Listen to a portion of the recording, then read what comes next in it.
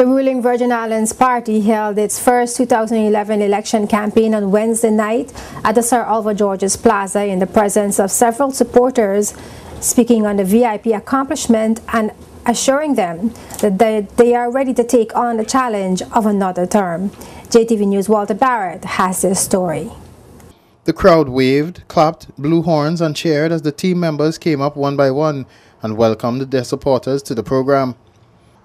The VIP at-large representatives spoke out during the launch, and Honorable Keith Flax touched on tourism, immigration and financial issues, and he spoke about the airlift situation, stating that the lengthening of the Beef Island runway is a must when it comes to our tourism.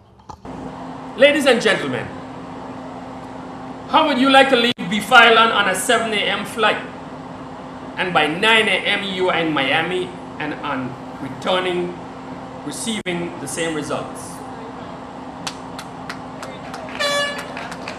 This is my desire for you, my people, and visitors alike.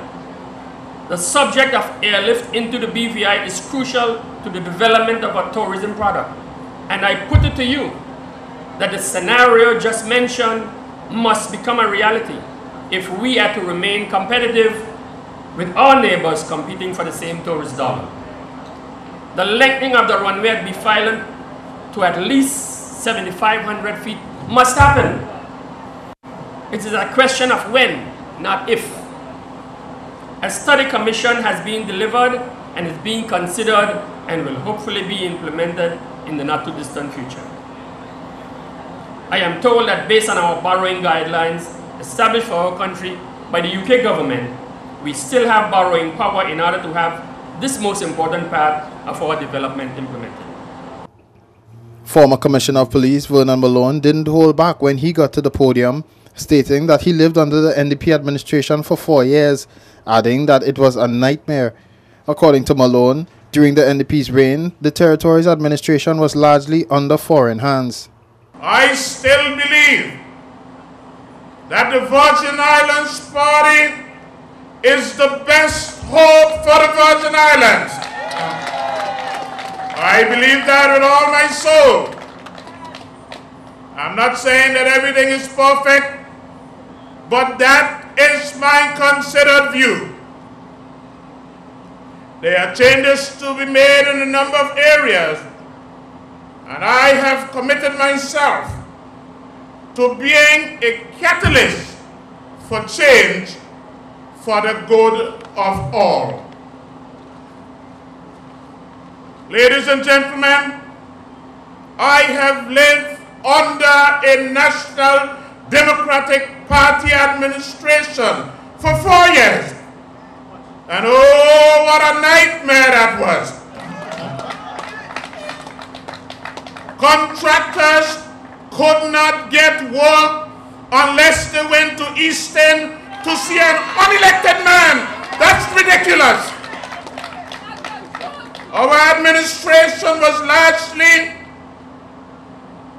in foreign hands or heavily foreign influenced. We don't want to go back to that. And that is ridiculous. During her presentation, Honorable Irene Penn O'Neill said that with limited resources, the VIP was still able to put in place several measures that developed the territory in certain areas that included fighting crime and protecting the territory's borders.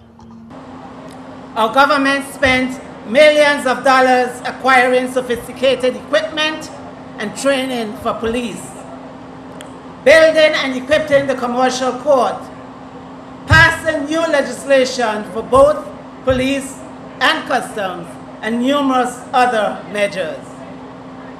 Ladies and gentlemen, isn't this a story that we need to tell and that we all here should be proud of? Ladies and gentlemen, the evidence is before you here tonight, and it is quite clear to me that it was with the leadership of Team Virgin Islands Party that kept this government on track as a leading example to the rest of the Caribbean.